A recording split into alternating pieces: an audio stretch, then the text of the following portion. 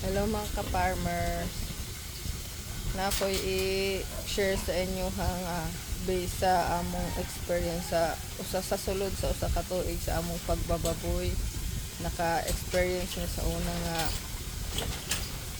dili injectable among gamit inig magpurgami among baboy magsuka-suka, pero karon kay ang among gamit injectable naman, so dili na may maka-experience og kanang magsuka-suka among baboy inig human pangaon.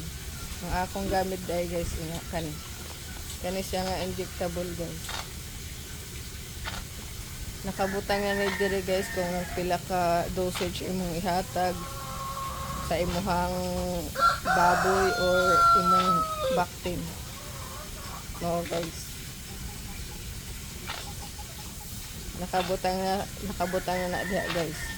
Pag kuha na lang nimo og pila ka timba, pilaon mo timbang imong baboy, ana mo ang ihatag nimo nga dosage.